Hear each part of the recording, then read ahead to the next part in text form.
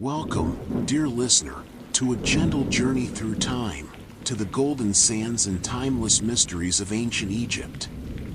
Let yourself sink into comfort as we explore together the wonders of civilizations that rose along the Nile thousands of years ago.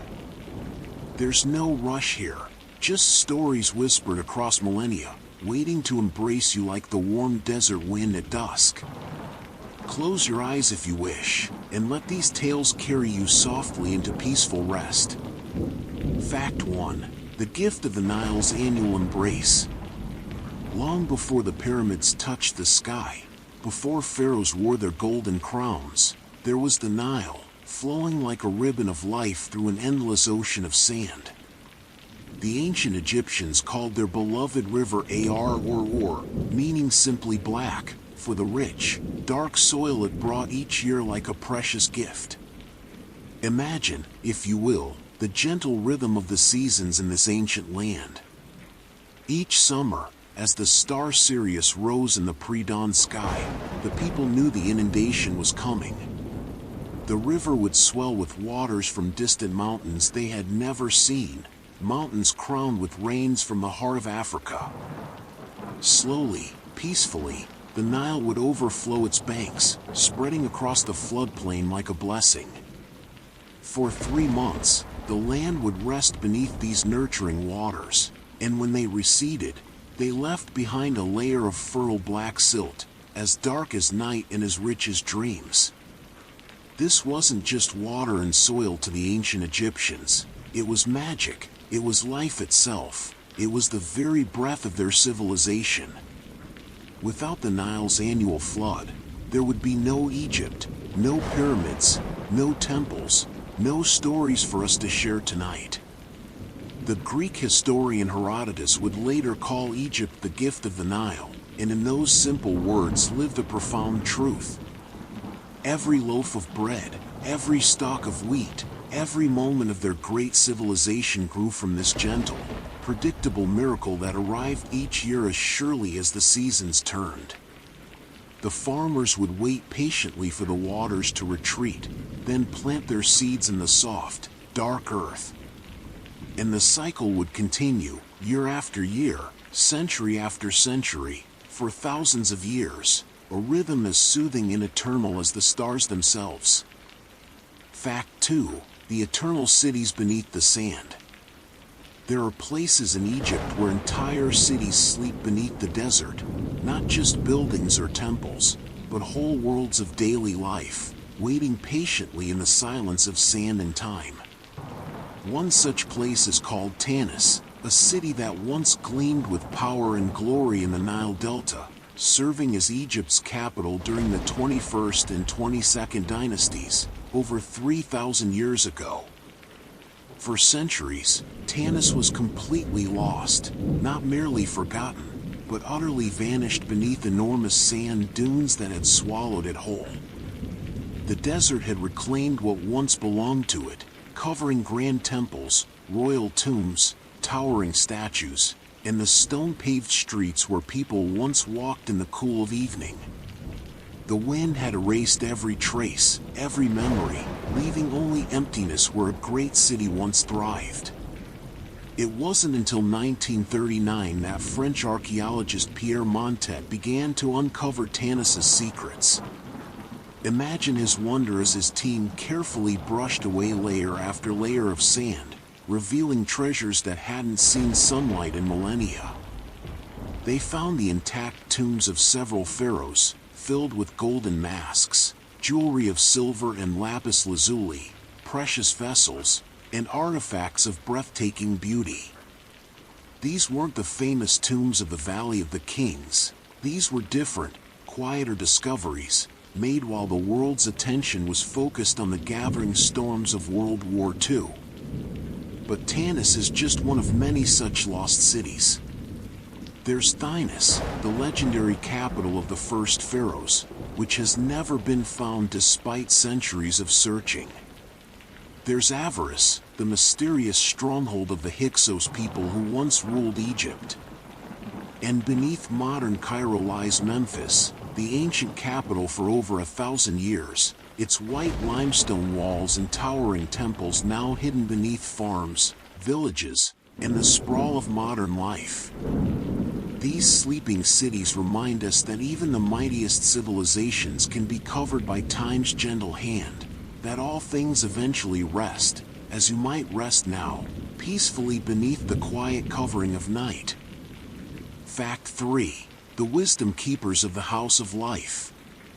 In the heart of ancient Egyptian temples, there existed sacred places called Pur-Ankh, which means House of Life in their ancient tongue. These weren't merely libraries or schools as we might imagine them today. They were something far more mystical, far more profound. They were sanctuaries of knowledge where the deepest secrets of existence were preserved, studied, and passed down through generations of initiated priests and scribes. Picture, if you will, a quiet chamber within a great temple complex, its walls covered with hieroglyphic texts that shimmer in the soft glow of oil lamps. The air is cool and still, scented faintly with incense and papyrus. Here, the most learned priests would gather to copy sacred texts, compose hymns to the gods, practice medicine, study the movements of stars, and contemplate the mysteries of life and death. These houses of life were repositories of everything the Egyptians held precious: religious rituals, magical spells, astronomical observations, mathematical calculations, and medical treatments that were remarkably advanced for their time. The priests who worked in these sacred spaces were called upon for the most important tasks in Egyptian society. When someone fell ill, these wisdom keepers would consult their medical papyri, which contained detailed descriptions of symptoms, diagnoses, and treatments. When a king needed to know the auspicious time for a ceremony, the astronomers of the House of Life would study the heavens and provide counsel. When someone died, these priests would recite the proper spells and perform the rituals necessary to guide the soul safely through the underworld. The texts preserved in the Houses of Life included some of humanity's oldest medical documents, like the Edwin Smith Papyrus with its surprisingly modern approach to surgery and anatomy, describing 48 different injuries and their treatments. They contained astronomical charts that predicted the flooding of the Nile with remarkable accuracy. They held magical spells meant to protect the living and guide the dead, mathematical formulas, and the sacred words of creation itself. Sadly, most of these precious houses of life have been lost to time. The papyri they contained were fragile, vulnerable to fire, water, and the simple passage of centuries. But fragments remain, whispers of that ancient wisdom, reminding us that the Egyptians didn't just build monuments of stone, but monuments of knowledge, carefully preserved in these quiet sanctuaries of learning. Fact 4. The Forgotten Kingdom of Kush. Far to the south of Egypt, beyond the great cataracts where the Nile tumbles over ancient rocks, there flourished a civilization that most people have never heard of: the Kingdom of Kush. This was Egypt's mysterious southern neighbor, sometimes its rival, sometimes its conqueror, and always a land of immense wealth and power that has been unjustly forgotten by time. The Kushites were extraordinary people who built their own pyramids, not copies of Egypt's, but steeper, smaller, more intimate structures that dotted their desert landscape by the hundreds. In places like Meroe and Napata, over 200 pyramids still stand today, far more than remain in Egypt itself, yet most people have never seen photographs of them, never heard their stories. These pyramids rise from the Sudanese desert like a field of sacred mountains, their stones golden in the eternal sunshine, silent witnesses to a kingdom that lasted over 1,000 years. But the Kingdom of Kush was more than just a neighbor to Egypt. For a brief and glorious moment in history, Kush actually ruled Egypt itself. In the 8th century BCE, the Kushite king Pi marched northward and conquered all of Egypt, establishing what historians call the 25th dynasty. These were the Black Pharaohs, kings from the south who saw themselves as the true inheritors of Egyptian tradition, more devoted to the ancient gods than the Egyptians themselves had become. The Kushite pharaohs restored temples that had fallen into ruin, revived old religious practices, and ruled Egypt for nearly a century with wisdom and strength. Kings like Taharqa built monuments throughout Egypt and Kush, their names inscribed alongside the greatest pharaohs of old. They saw themselves not as foreign conquerors, but as saviors of Egyptian civilization, rescuing it from decline and chaos. The kingdom of Kush was fabulously wealthy, controlling trade routes that brought gold, ivory, ebony, exotic animals, and incense from deep Africa to the Mediterranean world. The Egyptians called this land Ta-Seti, meaning land of the bow, for the Kushites were renowned as master archers. Their warriors were feared throughout the ancient world, their skills with bow and arrow unmatched. Eventually, the Kushites were pushed back south by Assyrian invasions, but their kingdom continued to flourish for another 1,000 years, developing its own unique script called Meroitic, which scholars still struggle to fully decipher today. The kingdom finally faded around 350 CE, but its legacy lives on in those silent pyramids standing in the desert, in ancient texts that speak of their power, and in the DNA of millions of people who carry the blood of this magnificent, forgotten civilization. Rest easy knowing that even forgotten kingdoms once touched the sky. Fact 5. The mystery of the pre-dynastic people. Before the pharaohs, before the pyramids, before Egypt became the Egypt we recognize from history books, there were people whose names we'll never know, who lived along the Nile in small villages, who slowly, quietly, over thousands of years, created the foundations of one of history's greatest civilizations. These are the pre-dynastic Egyptians, and their story is one of the most peaceful and beautiful mysteries of ancient times. Imagine the Nile Valley 7,000 years ago, around 5,000 BCE. There are no great stone temples yet, no towering statues, no written language.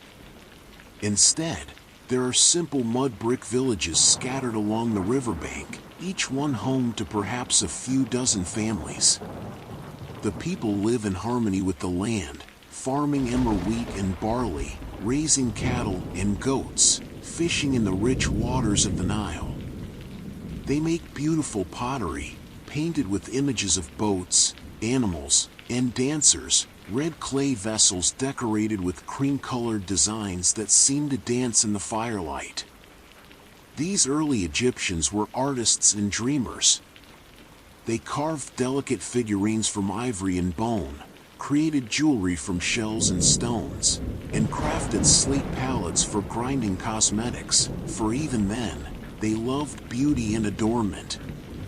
In their graves, archaeologists have found carefully arranged burials, bodies laid to rest in the fetal position, facing west toward the setting sun, surrounded by precious objects for use in whatever lay beyond. Already, even in these distant times, they were dreaming of eternity. What's remarkable is how peacefully Egyptian civilization seems to have developed. Unlike many ancient cultures that arose through violent conquest, the villages along the Nile gradually, organically began to unite. Small communities merged into larger ones, sharing gods, customs, and traditions. Two great kingdoms eventually emerged, Lower Egypt in the north, where the Nile spreads into its delta, and Upper Egypt in the south, a long narrow strip of green between golden deserts. During this pre-dynastic period, we can see the seeds of everything that would make Egypt great. The people were already mummifying their dead, preserving bodies in the hot, dry sand. They were already building boats to sail the Nile, already creating art that celebrated life and contemplated death. They were developing the first hieroglyphic symbols, simple pictures that would evolve into one of history's most beautiful writing systems. And they were patient, so wonderfully patient. Egyptian civilization didn't explode into being overnight. It grew slowly, like a lotus flower opening to the sun, each generation building gently upon what came before, until around 3100 BCE, when a king named Narmer, or perhaps Menes, united the two lands and the dynastic period began. But those pre-dynastic people, whose individual stories are lost to time, deserve to be remembered. They were the true founders of Egypt, the ones who first learned to live with the Nile, who first gazed at the stars and wondered, who first believed that life was so precious it must somehow continue beyond death. Everything that came after, the pyramids, the pharaohs, the golden masks and sacred temples, all of it grew from the quiet, patient work of these nameless ancestors.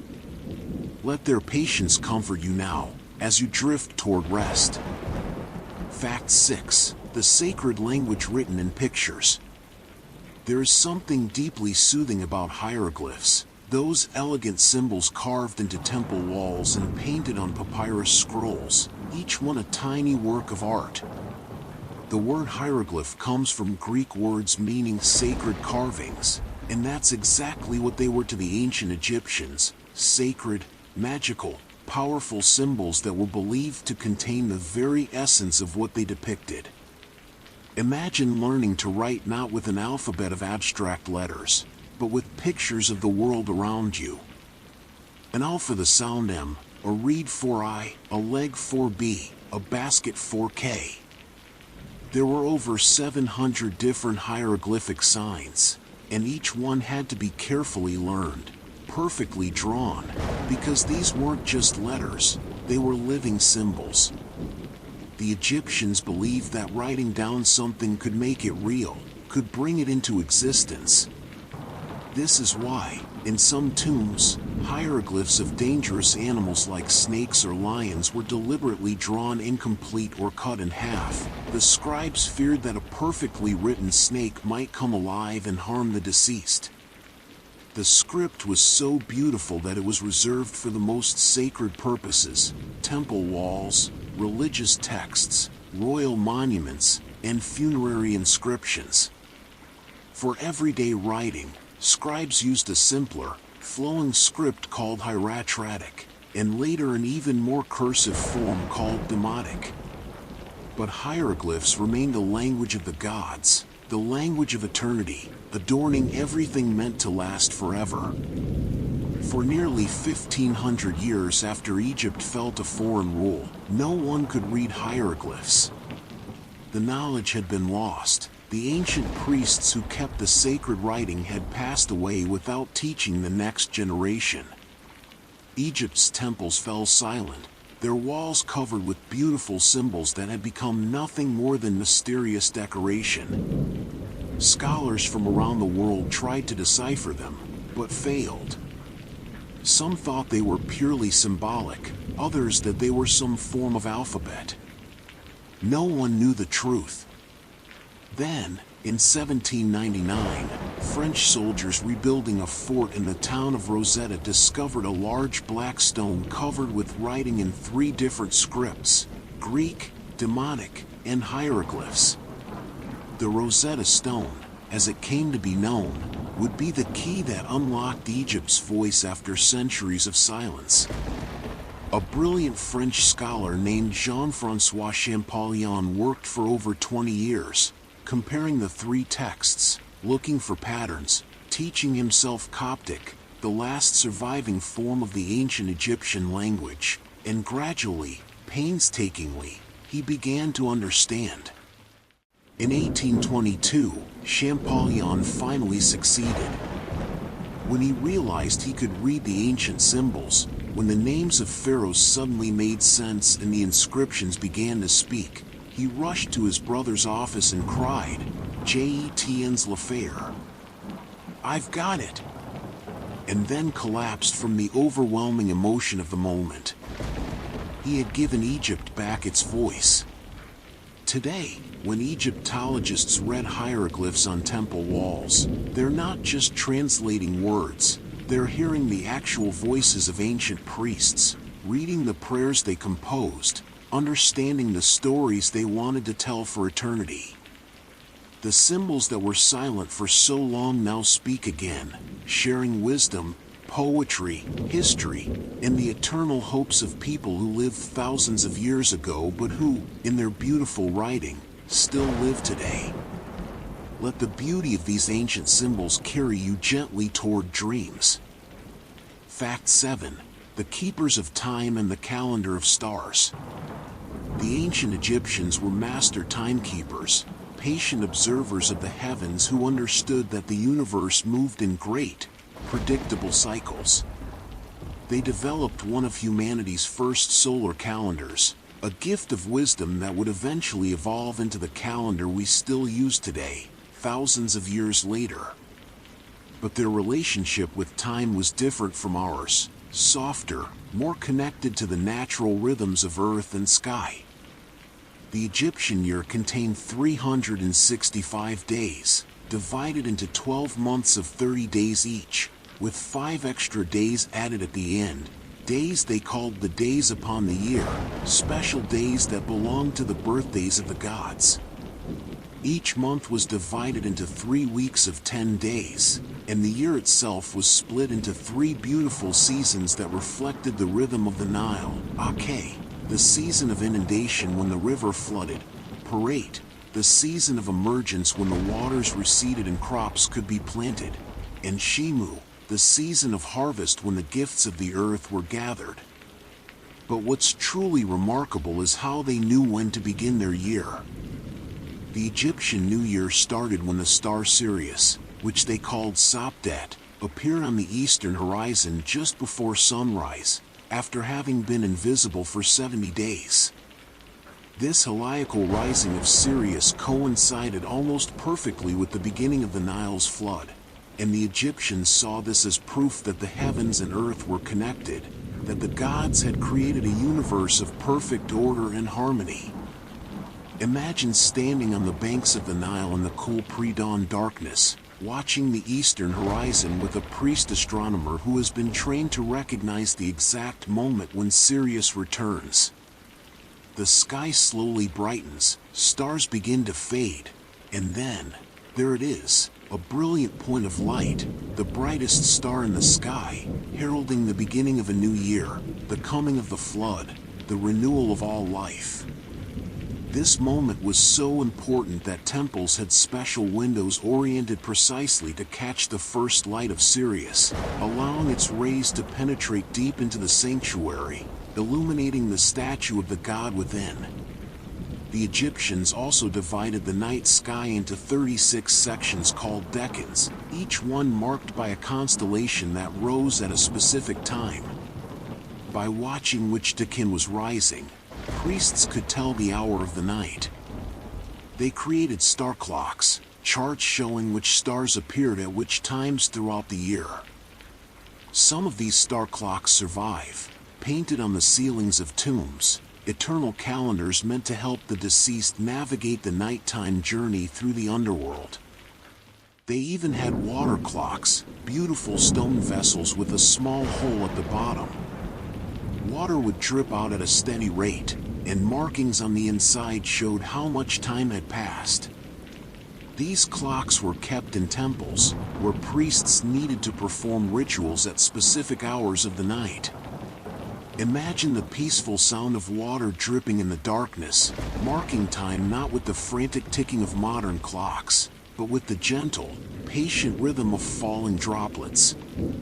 The Egyptian understanding of time was circular rather than linear. Each year repeated the pattern of the year before. Each day echoed the day of creation when Ra first rose over the primordial waters. Time wasn't rushing towards some distant future. It was an eternal cycle, as reliable as the stars, as gentle as the seasons, as comforting as the knowledge that after every night, the sun would rise again. Rest now in the knowledge that time itself moves in peaceful rhythms. Fact 8. The healing arts of ancient physicians. In the silence of ancient Egyptian temples and houses of life, there existed physicians whose knowledge of the human body was so advanced, so remarkably sophisticated, that it would not be surpassed for thousands of years. These weren't mere healers working with superstition and prayer alone. They were careful observers, systematic thinkers, people who studied the body with scientific precision while also honoring the sacred mysteries of life. The Egyptian doctors understood that the heart was the center of a system of vessels that carried blood, air, and life force throughout the body. They knew that the pulse could be felt in different parts of the body and that it was connected to the heart's beating. They performed surgery, set broken bones with splints, stitched wounds with thread made from linen, and created prosthetics, artificial toes and limbs carved from wood and leather to help those who had lost parts of their body. One of the most extraordinary medical documents to survive from ancient Egypt is the Edwin Smith Papyrus, written around 1600 BCE but copying knowledge that was already ancient even then. This papyrus contains 48 case studies of injuries, each one described with remarkable clarity: the symptoms, the examination techniques, the diagnosis, the prognosis, and the treatment. Reading it feels almost modern. The physician is instructed to examine the patient carefully, to ask questions, to test responses, to make a rational decision about whether the condition is treatable. The papyrus describes head injuries, spinal injuries, broken bones, and wounds with an objectivity that seems to transcend time. For each case, the physician must declare one of three verdicts: an ailment I will treat, an ailment I will contend with, or an ailment not to be treated, an honest acknowledgement that some conditions were beyond their ability to heal. There's something deeply human and humble in this admission, a recognition of mortality that feels almost tender. Egyptian physicians specialized in different areas of medicine, just as doctors do today. There were dentists who drilled teeth and created bridges, eye doctors who treated the various infections common in the dusty Egyptian climate, and physicians who focused on internal diseases. The Greek historian Herodotus, visiting Egypt centuries later, marveled at this specialization, writing that each physician treats one disease and no more, some of the eye, some of the teeth, some of what pertains to the belly. They created pharmaceuticals from hundreds of different substances: honey for its antibacterial properties, willow bark containing the compounds that would later become aspirin, moldy bread applied to wounds in a way that anticipated penicillin by thousands of years. They used castor oil as a laxative, frankincense for respiratory ailments, and aloe for skin conditions. Many of their remedies have been studied by modern scientists and found to be genuinely effective. But Egyptian medicine wasn't purely rational and scientific, it was also deeply spiritual. Illness was sometimes seen as the result of angry spirits or malevolent magic, and treatment might include both practical remedies and magical spells. A physician might set a broken bone with expert skill while also reciting an incantation to invoke the protection of Sekhmet, the lion goddess of healing. They understood something we're only beginning to rediscover today, that healing involves not just the body, but also the mind, the spirit, the whole person. There were even doctors who served the workers building the pyramids, treating the injuries and illnesses of thousands of laborers. Archaeological evidence from workers' villages shows signs of healed fractures, successful amputations, and even brain surgery, trepanation, the drilling of holes in the skull, which some patients survived, their bones showing signs of healing around the edges of the drill holes. These ancient physicians were revered in their society, and their knowledge was so valued that it was carefully preserved and passed down through generations. Some doctors, like Imhotep, architect, priest, and healer, were eventually deified, worshipped as gods of medicine for thousands of years after their deaths. Close your eyes and imagine their gentle hands, their careful observations, their dedication to easing suffering, a tradition of healing that stretches back across millennia. Fact 9. The sacred cats in the city of Bubastis. In the ancient world, no creature was more beloved, more revered, more deeply woven into the spiritual fabric of Egypt than the cat. These graceful animals weren't merely pets or working animals kept to control mice and rats. They were sacred beings, living manifestations of divine power, protectors of households and temples, and symbols of the goddess Batet herself. The Egyptians' love for cats ran so deep that it transformed an entire city into a place of pilgrimage and celebration. This was Bubastis, located in the Nile Delta, a city dedicated to Batet, the goddess with the head of a cat or sometimes a lioness. Bubastis was home to a magnificent temple where a sacred cat, believed to be the living embodiment of the goddess, was pampered and worshipped. But the city was more than just a temple. It was a vast necropolis for cats, a holy cemetery where hundreds of thousands of mummified cats were buried with the same care and reverence given to human beings. Imagine the annual festival of Batet, which the Greek historian Herodotus claimed was the largest and most joyous celebration in all of Egypt. He wrote that as many as 700,000 pilgrims would travel to Bubastis by boat, floating down the Nile in vessels filled with music, dancing, and celebration. Women would shake sistrums, sacred rattles that produced a sound pleasing to the goddess, while others sang and clapped. When boats from different cities passed each other on the river, the passengers would call out greetings, their voices carrying across the water in a chorus of joy. When the pilgrims arrived at Bubastis, the festival would continue with feasting, wine, music, and sacred rituals. It was a time of uninhibited happiness, a release from the usual restraints of daily life, all in honor of the cat goddess who represented joy, music, dance, protection, and feminine power.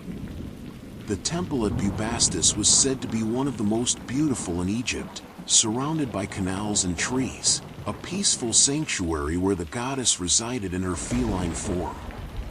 In Egyptian homes, cats were cherished members of the family. They lounged on cushions, wore jewelry and decorative collars, and were mourned deeply when they died.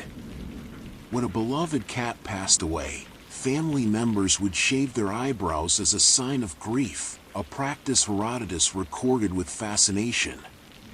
The cat's body would be carefully mummified, wrapped in linen, sometimes placed in a bronze statue or wooden coffin shaped like a cat, and buried with offerings of milk and mice for the journey to the afterlife.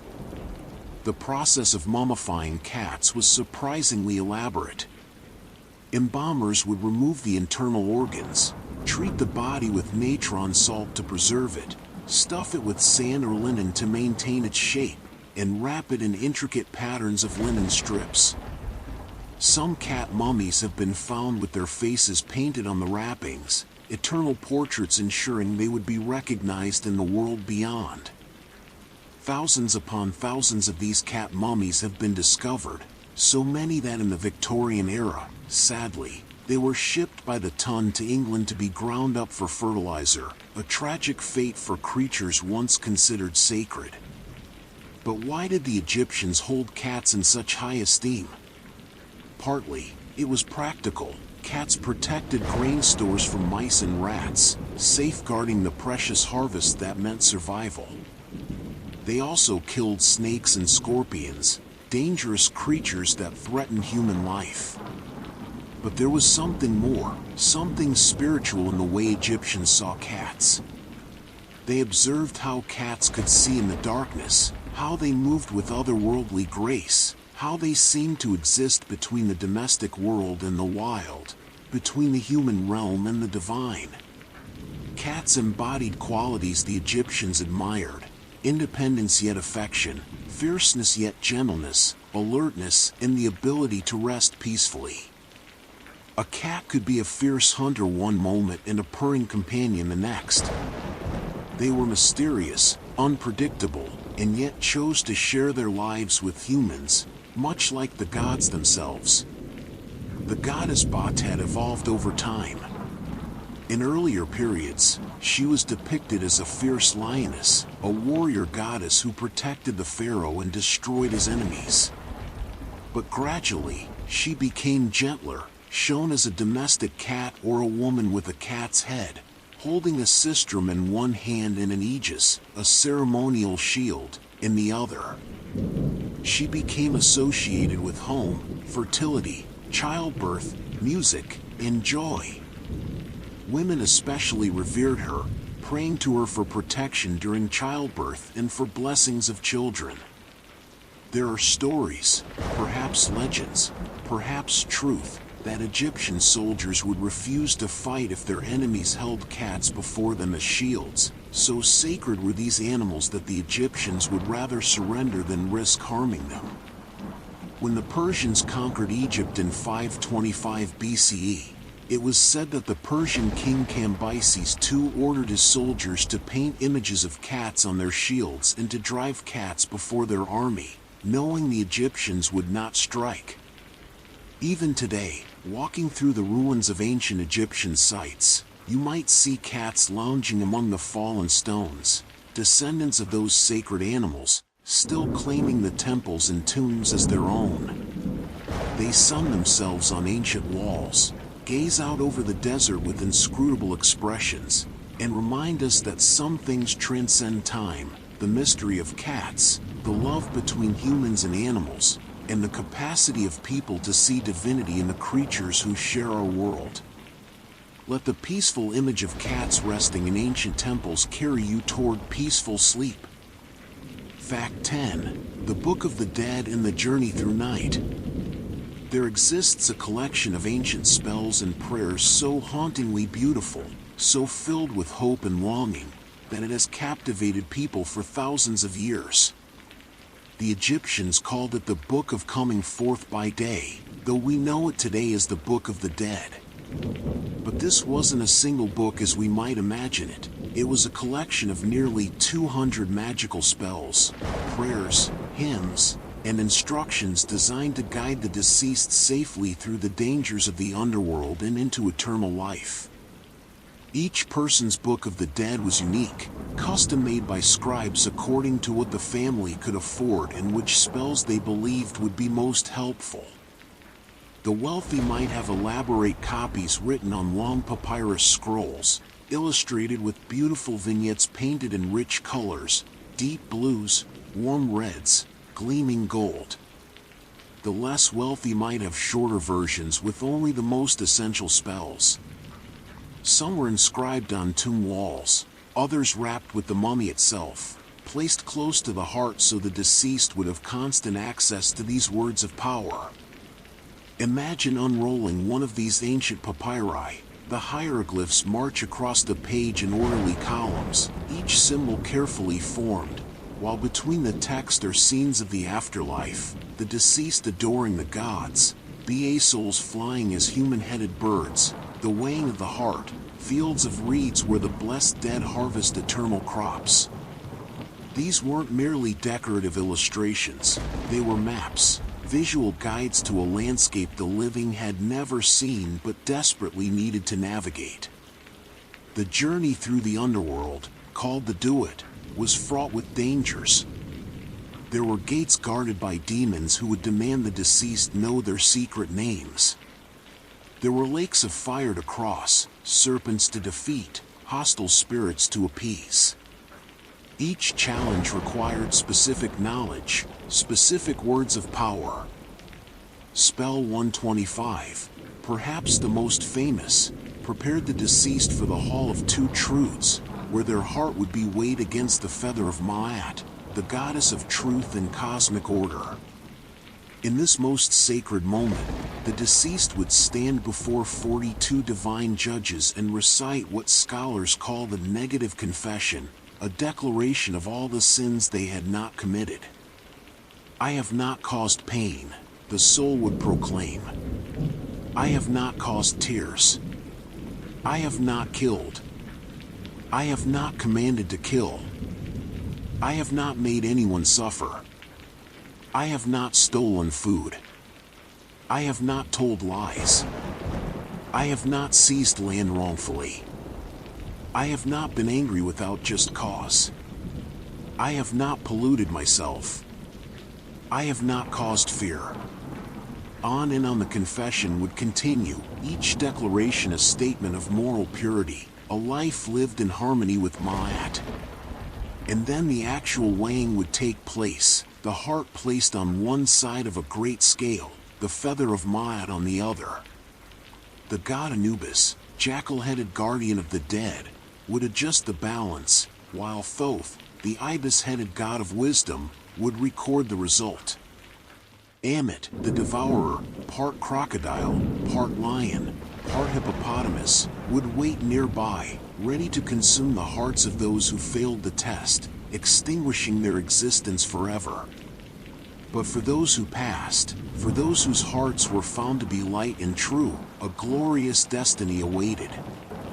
The god Osiris himself would welcome them, and they would be granted access to the Field of Reeds, a paradise that looked much like Egypt itself but perfected, endless fields of grain growing tall and golden, cool water flowing through irrigation canals, date palms heavy with fruit, and no toil, no pain, no suffering. There the deceased would reunite with loved ones who had gone before, would serve the gods, and would live forever in a state of peace and plenty. But the Book of the Dead contained more than just instructions for judgment. There were spells to ensure the deceased could eat and drink in the afterlife, to allow them to breathe, to enable them to remember their own name and identity. There were spells to transform into different creatures, to become a golden falcon soaring through the sky, a lotus flower opening to the sun, a phoenix rising from flames. These transformations weren't mere fantasy, they represented different aspects of the soul's freedom, the ability to move through the cosmos in whatever form was needed. Spell 6 ensured that Shabti figures, small servant statues buried with the dead, would come to life and perform any labor required in the afterlife, so the deceased could rest eternally. Spell 125 protected against dying a second death in the underworld. Spell 15 was a hymn praising Ra as he rose each morning, allowing the deceased to join in the sun god's eternal journey across the sky. Reading these spells today, even in translation, one can feel the desperate hope behind them, the fierce desire to continue existing, to not be extinguished, to see loved ones again, to experience joy and beauty forever. The Book of the Dead is ultimately a testament to the human spirit's refusal to accept oblivion, our deep need to believe that consciousness, love, and identity continue beyond the physical body's end. These texts were copied and used for over 1,500 years, from the beginning of the New Kingdom around 1550 BCE until the end of ancient Egyptian civilization. Generation after generation turned to these same spells, found comfort in these same words, imagined themselves speaking these same declarations before the gods. The Book of the Dead connected ancient Egyptians across centuries, a shared vision of hope that transcended time. Tonight, as you drift towards sleep, imagine yourself in that eternal field of reeds, where the harvest is always abundant, where the sun always shines with gentle warmth, where everyone you've loved waits to embrace you, where there is no fear, no pain, no ending, only peace, stretching forward into infinity, as certain as the stars, as gentle as a breath, as eternal as love itself. Fact 11. The lighthouse that touched the heavens. On a small island called Pharos, just off the coast of Alexandria, there once stood a lighthouse so magnificent, so impossibly tall, that it was counted among the 7 wonders of the ancient world. This was the Pharos Lighthouse, built around 280 BCE during the reign of Ptolemy II, and for over 1,000 years it guided ships safely home through the treacherous waters of the Mediterranean, its light visible from over 30 miles away across the dark sea.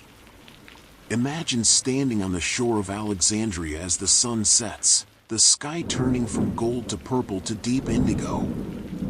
Slowly, at the top of this towering structure, rising perhaps 400 feet into the air, taller than a modern 30-story building, a fire begins to glow. Attendants have climbed the internal spiral ramp, carrying fuel for the great beacon that burns at the lighthouse's summit. Behind the flames, polished bronze mirrors reflect and magnify the light, projecting it far out across the waves where sailors, seeing that blessed beacon, know they are approaching harbor, safety, home. The lighthouse was a masterpiece of engineering and beauty combined. Ancient descriptions tell us it rose in 3 distinct tiers, each one smaller than the one below, creating a graceful, tapering form that seemed to grow naturally from the island like a man-made mountain. The bottom section was square, built of massive limestone blocks, containing perhaps 300 rooms where the lighthouse keepers lived and worked, where fuel was stored, where the mechanisms that made this wonder function were housed. This section alone rose about 200 feet into the air. Above this sat the second tier, octagonal in shape, its 8 sides gleaming white in the sunlight. And crowning it all was a circular section, topped with a great curved mirror of polished bronze or perhaps polished stone. Accounts differ, lost in the mists of time. At the very summit stood a statue, possibly of Poseidon, god of the sea, or perhaps of Zeus the Savior, watching over all who sailed these waters. The entire structure was covered in white marble that caught the sun during the day and seemed to glow with an inner light, visible for miles. But the Pharos Lighthouse was more than just a navigational aid. It was a declaration of power and civilization, a statement that Alexandria was the greatest city of the Hellenistic world, a place where Greek ambition and Egyptian grandeur merged into something unprecedented. Alexandria itself was a city of wonders, founded by Alexander the Great, developed by the Ptolemaic dynasty that ruled Egypt after his death. It was home to the great library, the Mouseion, scholars from across the known world, and now this impossible lighthouse, this beacon that seemed to connect earth and sky. Inside the lighthouse, a gentle ramp spiraled upward, not stairs, but a ramp wide enough for donkeys to climb, carrying the wood and oil needed to keep the beacon burning every night. Imagine the lighthouse keepers making that long ascent each evening, the walls around them thick enough to withstand any storm, small windows offering glimpses of the city below, the harbor filling with ships, the Mediterranean stretching endlessly toward distant horizons. The light itself was ingenious. The great fire burned in an open chamber at the top, and behind it, that massive curved mirror reflected the light outward. Some accounts suggest the mirror was so perfectly crafted that it could focus sunlight during the day to set enemy ships on fire, though this may be legend rather than truth, stories that grew taller even than the lighthouse itself. What is certain is that the beacon's light, multiplied by the mirror, could be seen by sailors far out at sea, a star brought down to earth, promising safety and welcome. For 16 centuries, the Pharos Lighthouse stood watch over Alexandria's harbor. Empires rose and fell. The Ptolemaic dynasty gave way to Roman rule, Rome fell and Byzantine emperors took its place, and then came the Arab conquest of Egypt. Through all these changes, the lighthouse remained, maintained and repaired, valued by every civilization that controlled Alexandria because ships from every nation needed its light. But even the most magnificent works of human hands cannot stand forever. A series of earthquakes between the 10th and 14th centuries gradually weakened the structure. Blocks fell into the sea. The upper sections collapsed. By 1480 CE, the lighthouse had been reduced to rubble, and the Mamluk Sultan Qaitbay built a fortress on the site, incorporating some of the fallen lighthouse stones into its walls. Today, that fortress still stands, and divers exploring the waters around Pharos Island have found massive blocks of stone, fragments of columns, pieces of statues, the scattered remains of the lighthouse lying beneath the waves. In 1994, French archaeologists began mapping the underwater ruins, using sonar and careful diving to document what remains.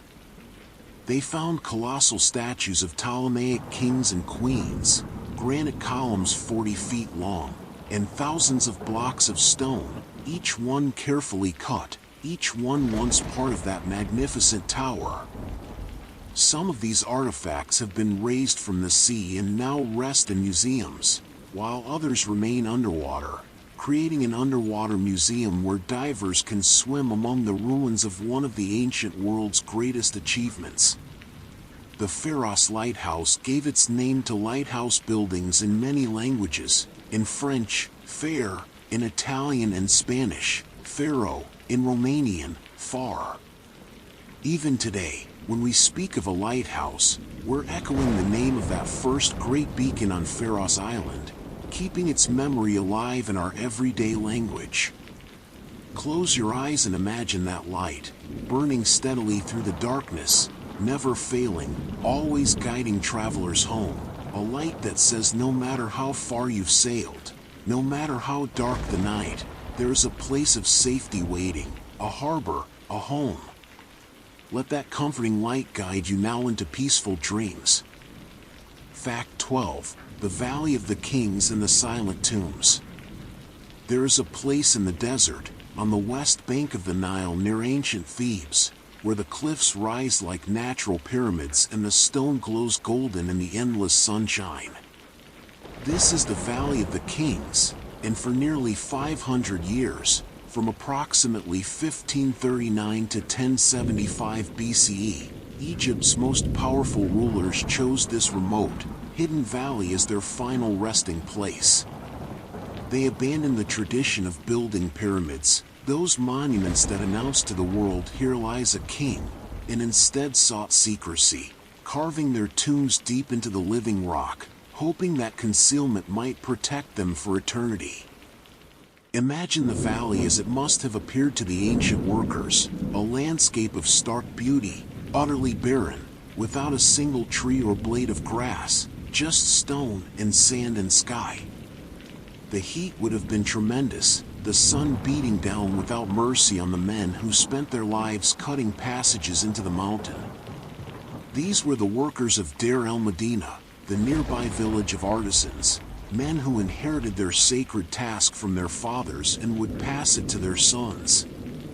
They knew secrets that could never be spoken outside their community, the locations of the tombs, the layout of the corridors, the passwords and protocols required to enter the sacred spaces. Each royal tomb was a masterpiece of art and engineering, a house for eternity carved from solid limestone. The workers would begin by cutting a doorway into the cliff face, then tunneling straight into the mountain, creating corridors that descended deeper and deeper, sometimes extending 300 feet or more into the rock. The corridors would turn at angles, creating a complex labyrinth meant to confuse tomb robbers.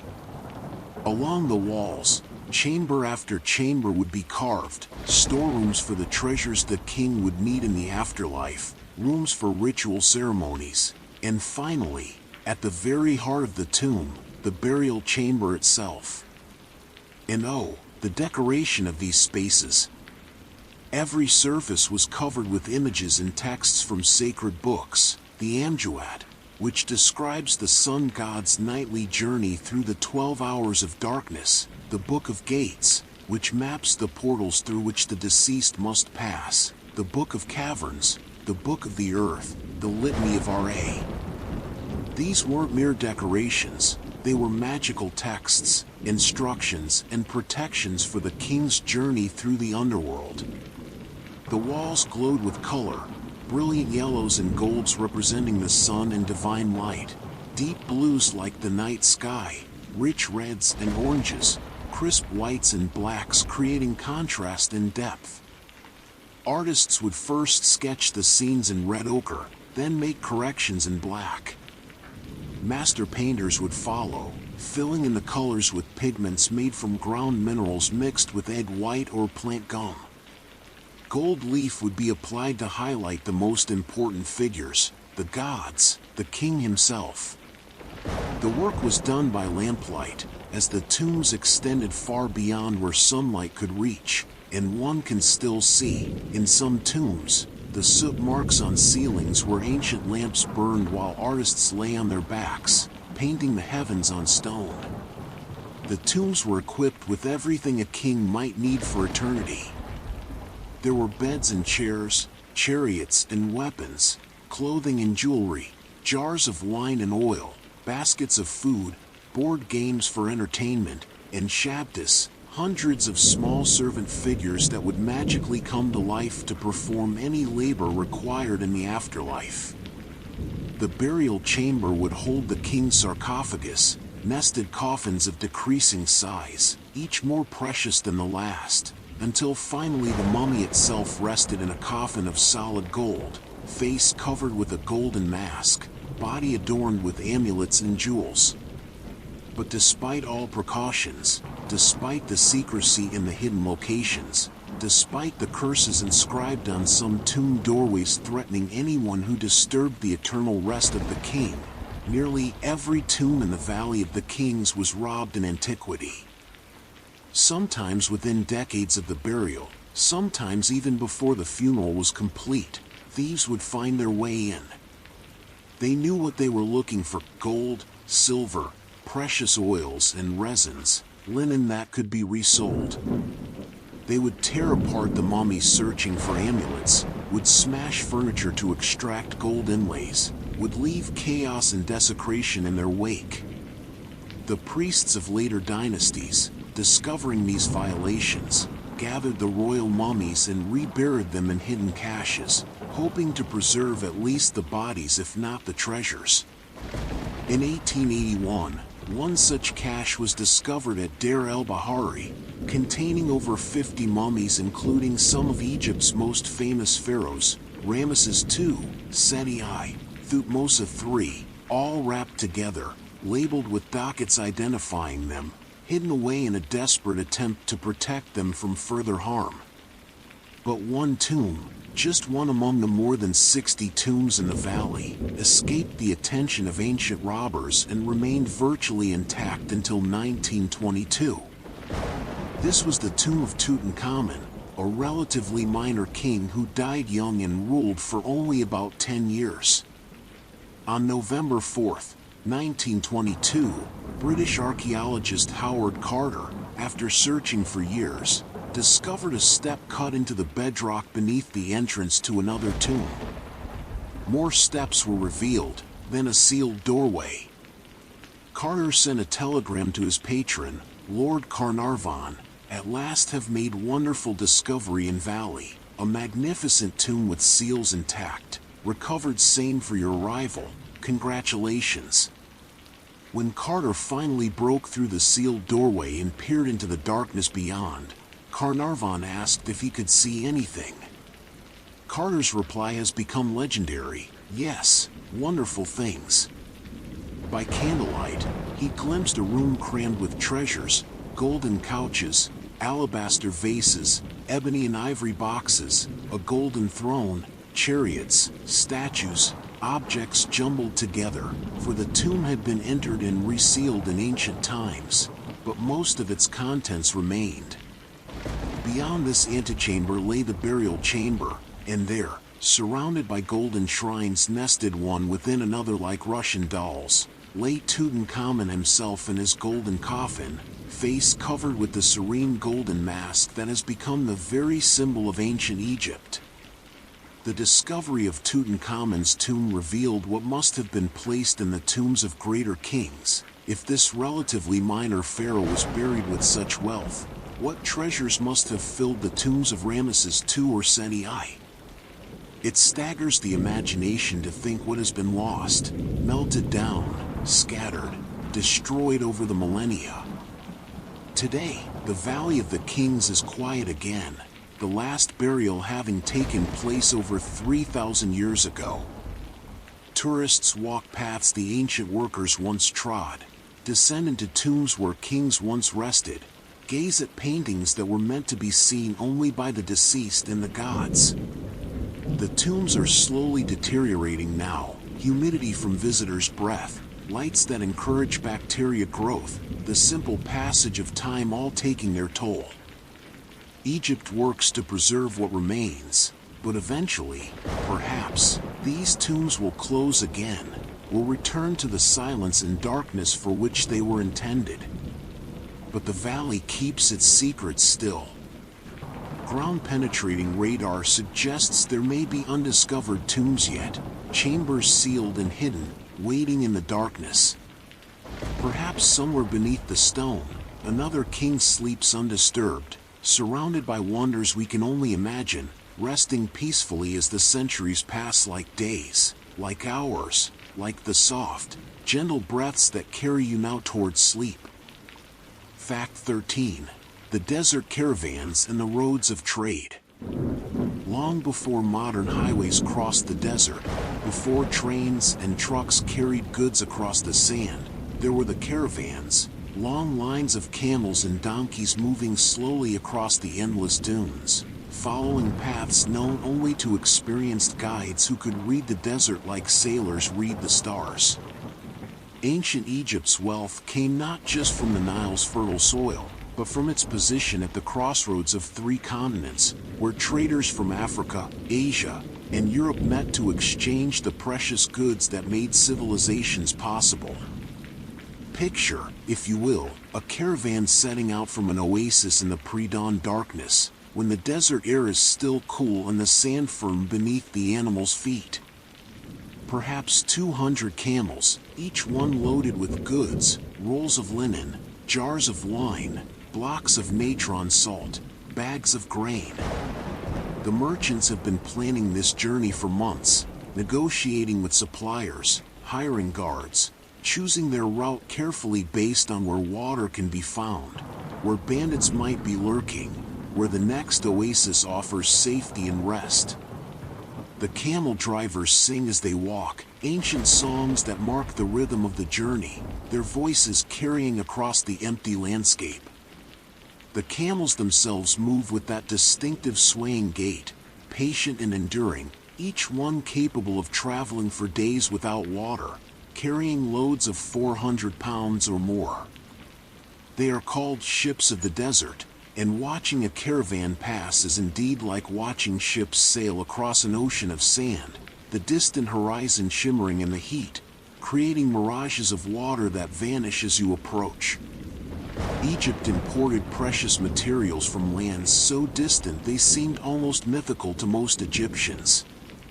From Punt, a mysterious land believed to be somewhere along the coast of modern-day Eritrea or Somalia, came frankincense and myrrh, those sacred resins burned in temples, used in mummification, worth their weight in gold.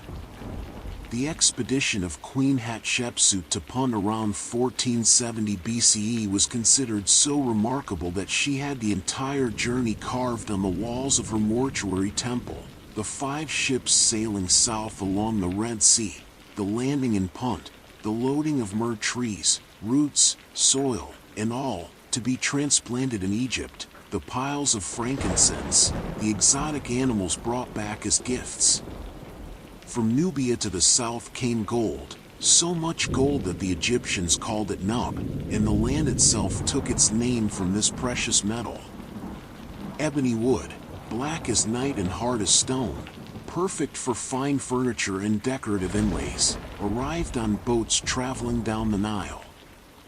Ivory from elephant tusks, leopard skins for priests to wear during rituals, ostrich feathers for fans and ceremonial objects, exotic animals for royal menageries. All these treasures flowed northward into Egypt. From the Sinai Peninsula came turquoise, that beautiful blue-green stone the Egyptians adored, mining it at sites like Serabit el Khavim, where temples were built to honor Hathor, goddess of the turquoise mines. The miners would work in the harsh desert conditions, far from home, chipping away at the rock face, hoping to find veins of that precious stone. They left inscriptions on the rocks, prayers for safe return, dedications to the goddess, some of the earliest alphabetic writing in human history, experiments in phonetic script created by Semitic workers adapting Egyptian hieroglyphs. From Afghanistan, incredibly distant, came lapis lazuli, that deep blue stone flecked with gold, more precious than any other material except gold itself. The journey from the mountains of Afghanistan to the Nile Valley would have taken months, perhaps years, the lapis passing through dozens of hands, each merchant adding their markup, until finally it reached Egyptian workshops where artisans would grind it into powder for paint, or carve it into scarabs, beads, and inlays for jewelry and furniture. The funeral mask of Tutankhamun features lapis lazuli eyebrows, transported thousands of miles to adorn a king's eternal face. From Lebanon came cedar wood, those magnificent trees that grew tall and straight in the mountains, perfect for building ships, palace doors, temple roofs, and coffins. Egypt had almost no large trees. Date palms were useful but not suitable for construction, so cedar from Lebanon was essential. Pharaohs sent expeditions to Byblos and other Phoenician ports, trading Egyptian grain, gold, and papyrus for Lebanese cedar. The relationship between Egypt and the Phoenician cities lasted thousands of years, ships regularly sailing between the Nile Delta and the Lebanese coast, creating one of the ancient world's most enduring trade partnerships. Tin came from even more distant lands, possibly as far as Afghanistan or even Britain, necessary to mix with copper to create bronze, the metal that gave its name to an entire age. Copper itself came from the Sinai and from Cyprus, that island whose very name may derive from the word for copper. Egyptian smiths would heat copper and tin together, creating bronze that was harder and more durable than either metal alone, perfect for tools, weapons, statues, and vessels. The trade routes weren't merely paths across the desert, they were cultural highways where ideas, technologies, and beliefs traveled alongside physical goods. Egyptian amulets have been found in Syria, Mesopotamian cylinder seals in Egypt. Gods were borrowed and adapted. The Egyptians adopted the Semitic goddess Astarte. The Syrians worshipped Egyptian gods. Stories traveled, myths merged, artistic styles influenced each other across hundreds of miles. The merchants themselves were adventurers, risk-takers who might grow wealthy or lose everything to bandits, storms, or simple miscalculation of distances between water sources. They learned multiple languages, understood the customs of different peoples, could negotiate in several currencies. Some became wealthy enough to build fine tombs, their autobiographies carved on stone walls describing successful trading expeditions, narrow escapes, fortunes made and spent. And at night, when the caravan stopped at an oasis, tents would be erected, fires lit, meals prepared. The merchants would share stories of their travels, speaking of distant cities, strange customs, exotic goods. The camel drivers would tend their animals, checking hooves, adjusting loads for the next day's journey. Guards would take turns on watch, scanning the darkness beyond the firelight. And perhaps someone would play a flute, the melancholy notes drifting across the sand, a sound of loneliness and longing, of home remembered and the long road still ahead. But there was beauty in these journeys too. the silence of the desert at dawn, the way light painted the dunes in shades of rose and gold, the miracle of an oasis appearing like a gift from the gods, palm trees and fresh water after days of endless sand. The caravanners knew secrets the city dwellers never learned, which stars to follow, how to find water by watching birds, how to read the wind and predict sandstorms, how to survive in a landscape that could kill the unprepared but welcome those who understood its rhythms. Rest now, imagining yourself at such an oasis, the day's journey complete, the cool evening bringing relief from the heat, the palm fronds rustling gently overhead, the soft sound of camels settling for the night, the comfort of companions around a fire, and the deep, peaceful sleep that comes after miles of travel, knowing that tomorrow the journey continues. But tonight there is rest, safety, and the timeless peace of the desert stars. Fact 14. The sacred scribes and their eternal words. In ancient Egypt, to be a scribe was to hold one of the most honored and privileged positions in society. While farmers labored under the hot sun, their backs bent over the fields, while craftsmen worked with their hands from dawn to dusk, the scribe sat in the shade, clean and cool, his tools the reed pen and papyrus, his work the sacred act of writing. The Egyptians had a saying, "Be a scribe. Your limbs will be sleek, your hands will grow soft. You will go forth in white clothes, honored, with courtiers saluting you." But being a scribe meant more than just comfort and respect. It meant preserving the very fabric of civilization itself. Everything in Egyptian society depended on writing, recording the Nile's flood levels, calculating taxes, tracking grain in royal storehouses, copying religious texts, drafting legal documents, sending diplomatic letters to foreign kings, inscribing tombs with spells for the afterlife. Without scribes, the entire structure of Egyptian civilization would have collapsed into chaos and been forgotten within a generation. The training to become a scribe began when a boy was very young, perhaps 7 or 8 years old. He would enter a school attached to a temple or palace, a place called the House of Life or sometimes the House of Books, and there his education would begin. It was not an easy path. The students would sit cross-legged on the floor, each with a wooden writing board resting on their laps, practicing hieratic script, the cursive, flowing version of hieroglyphs used for everyday writing. Hour after hour, day after day, they would copy the same passages, the same letters, training their hands to form each sign perfectly.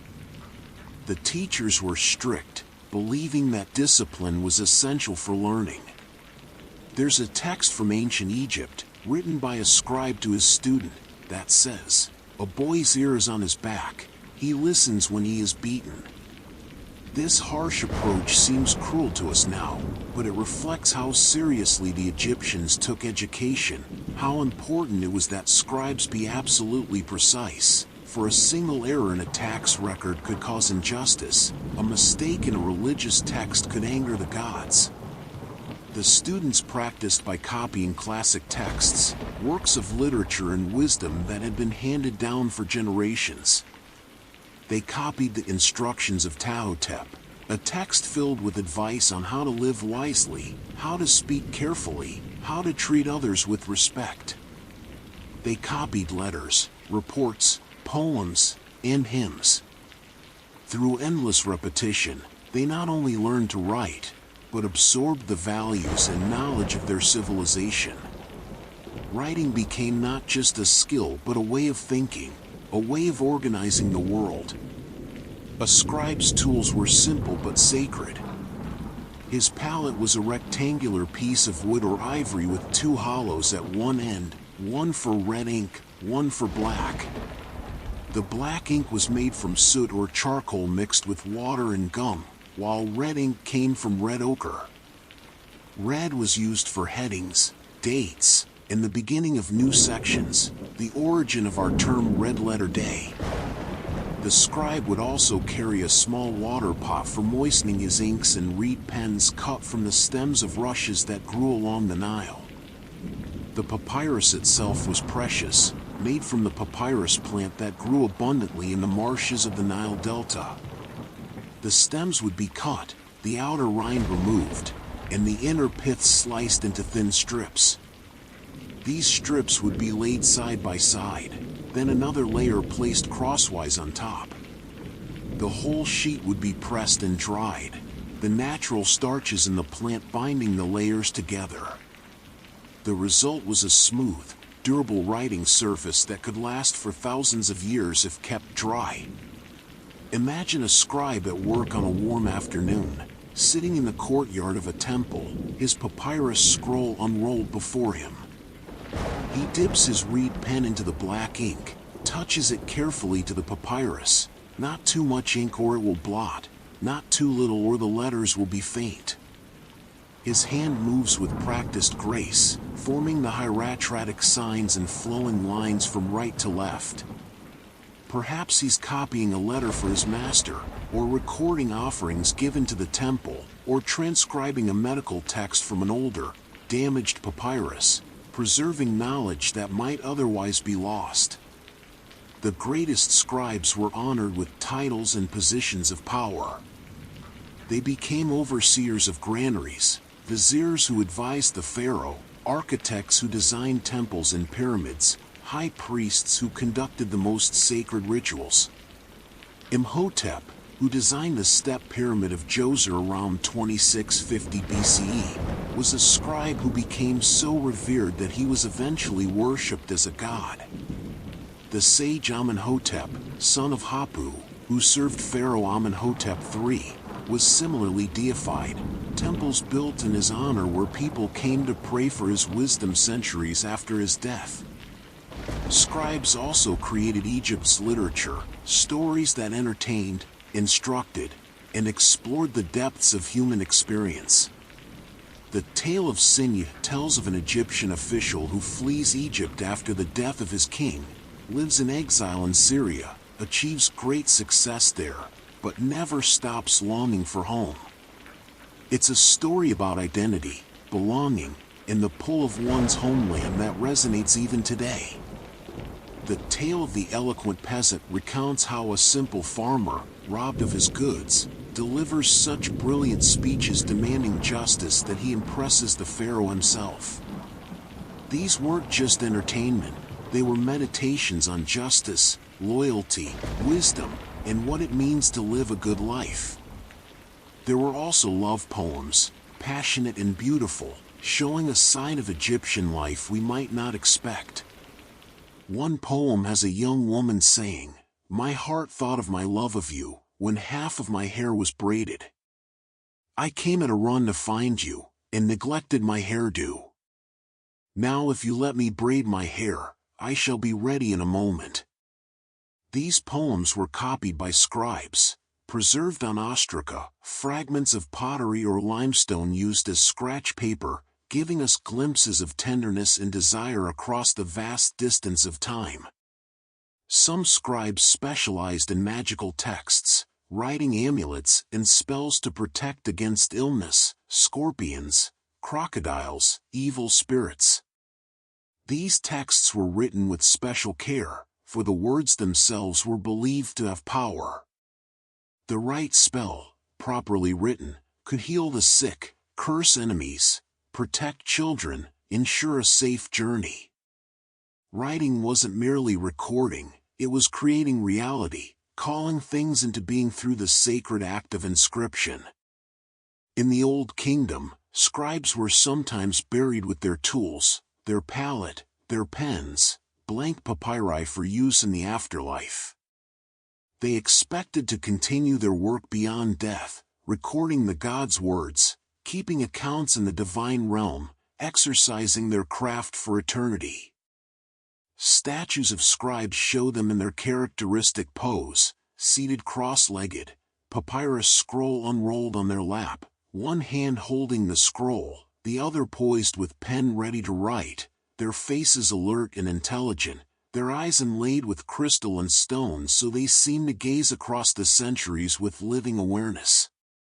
The god Thoth was the patron of scribes, the divine scribe himself, depicted either as an ibis-headed man or as a baboon. Thoth was said to have invented writing, to record the judgment of souls in the afterlife, to maintain the library of the gods. Before beginning their work, scribes would often pour a libation to Thoth, a few drops of water offered to honor the god who made their craft possible. And their work has preserved Egypt for us.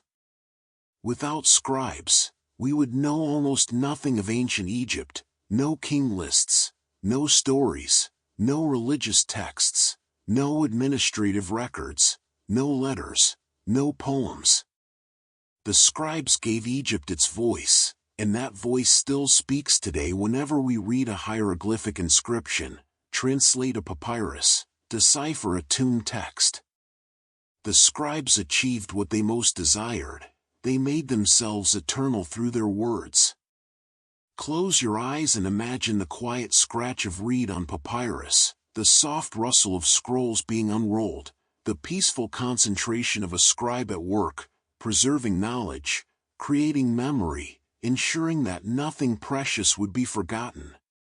Let that gentle sound of writing lull you toward rest, toward dreams, toward your own peaceful eternity of sleep. Fact 15. The temple rituals and the daily care of the gods. In the stillness before dawn, when the stars were just beginning to fade and the sky held that deep blue darkness that comes before first light, the high priest of an Egyptian temple would wake from sleep and begin his sacred preparations. What happened next, every single morning for thousands of years, was one of the most intimate and beautiful rituals of ancient Egyptian religion, the morning toilet of the god. The Egyptians believed their gods were not distant, abstract beings dwelling in some unreachable heaven, but living presences that resided in statues housed within temple sanctuaries. These statues weren't merely representations or symbols, they were the actual bodies the gods chose to inhabit on earth, homes for divine souls. And like any living being, the gods needed care. They needed to be washed, dressed, fed, and honored each day. This sacred duty fell to the priests, and especially to the high priest, who served as the personal attendant to the deity. Before he could approach the god, the priest had to purify himself completely. He would go to the sacred lake within the temple grounds, a rectangular pool of water that represented the primordial ocean from which all creation emerged. In the cool pre-dawn air, he would descend into the water, immersing himself fully, washing away any impurity of the previous day. The water was cold, shocking him fully awake, cleansing not just his body but preparing his spirit for the sacred encounter ahead. After bathing, the priest would dress in fresh white linen, linen so fine it was almost translucent, woven from flax grown along the Nile and beaten soft as silk. White was the color of purity, of cleanliness, of things untainted by the dust and disorder of the world. The priest wore no wool, for wool came from animals and was considered impure for temple service. He was shaven completely, head, face, body, for hair too was associated with the mortal, animal nature that had to be transcended in the god's presence. Now purified, carrying a lamp that flickered in the darkness, the priest would approach the sanctuary, the innermost chamber of the temple where the god's statue resided. This was the Holy of Holies, a small, dark room at the very heart of the temple complex. No natural light penetrated here, no sound from the outside world intruded. The walls might be covered with images of the king making offerings to the god, with hieroglyphic prayers and protective spells. The air would be thick with the scent of incense from yesterday's offerings. The sanctuary doors were sealed with clay stamps after each day's ritual, official seals that guaranteed no one had entered during the night. The priest would break these seals, slide back the heavy bolts, and swing open the doors. Before him, in the darkness, stood the naos, a shrine of wood or stone, its own doors closed, protecting the god's statue within. The priest would prostrate himself, touching his forehead to the ground, then rise and begin to chant, "I am a pure one. I am a pure one. I am a pure one. I am a pure one." For times the declaration, addressing the four cardinal directions, establishing his worthiness to approach the divine presence. Then, slowly, reverently, he would open the naos doors. There, in the lamplight, was the god, perhaps a golden statue of Ammonius Ra, or a bronze figure of Ptah, or a gilded image of Hathor. The statue might be small, perhaps only a foot or two tall, but it contained the infinite presence of the deity. The priest would bow again, then begin the morning ritual. First, he would gently remove whatever garments dressed the statue from the previous day, linen wrappings, jeweled collars, ceremonial crowns. The statue would be wiped clean with a cloth dampened in sacred water from the temple's lake. This wasn't mere cleaning, it was ritual purification, renewing the god's body just as the sun renewed itself each morning. Then came the anointing. The priest would apply sacred oils and perfumes, myrrh, frankincense, precious unguents imported from distant lands. Each substance had meaning, connecting the god to divine qualities, myrrh for immortality, frankincense for protection, oils for vitality and strength. The priest would touch these substances to the statue's forehead, lips, limbs, speaking prayers as he worked. "Your scent is the scent of the gods. The perfume of your body is the perfume of eternity." Fresh garments would be brought, new linen wrappings, colorful beaded collars, crowns of gold adorned with the Uraeus serpent, symbols of divine power. The priest would dress the god carefully, treating the statue with the same gentle attention one might give to dressing a beloved child or an elderly grandparent. Each layer of clothing, each piece of jewelry, each element of the god's regalia had symbolic significance, representing different aspects of divine power and cosmic order. Once dressed, the god would be adorned with cosmetics. Yes, cosmetics, for Egyptian gods, like Egyptian people, wore eye paint. Green malachite powder would be applied around the eyes, representing growth and new life, the green of vegetation. Black coal would outline the eyes, not only beautiful but protective, the dark line defending against evil forces that might try to enter through the windows of the soul. The statue's lips might be touched with red ochre, giving them color and life. Finally came the offering of food and drink. A table would be placed before the god, laden with bread, beer, meat, fowl, vegetables, fruit, wine, everything needed for a feast. The priest would present each item, speaking words that magically transferred the essence of the food to the god. "Receive this bread, given by the king's own hand. Receive this beer, sweet and pure. Receive this offering that you may live, that you may be satisfied, that your heart may be glad." But here's the beautiful mystery: the gods didn't consume the food in any physical way. They absorbed its ka, its life force, its spiritual essence. After the god had taken what was needed, the physical food was still there, intact, and it would be distributed to the priests as their payment, or sometimes to temple workers. Nothing was wasted. The divine and the practical were perfectly balanced. The morning ritual would conclude with the priest backing out of the sanctuary, sweeping away his footprints with a palm frond so no trace of human presence remained. The naos doors would be closed, the sanctuary sealed, the clay stamps pressed fresh into place. The god was cared for, satisfied, pleased. Ma'at, cosmic order, balance, harmony, had been maintained. The world could continue for another day. This ritual happened every single morning in every major temple throughout Egypt, at Karnak, at Luxor, at Abydos, at Memphis, at Heliopolis. From the earliest dynasties until the temples were finally closed by Christian emperors in the 4th century CE, for over 3,000 years, the gods were woken, washed, dressed, fed, and honored with the rising sun. It was one of the most constant, enduring practices in human history, this daily act of devotion, this tender care given to the divine. There were other rituals throughout the day, offerings at noon, evening ceremonies when the god was prepared for sleep, special festivals on holy days.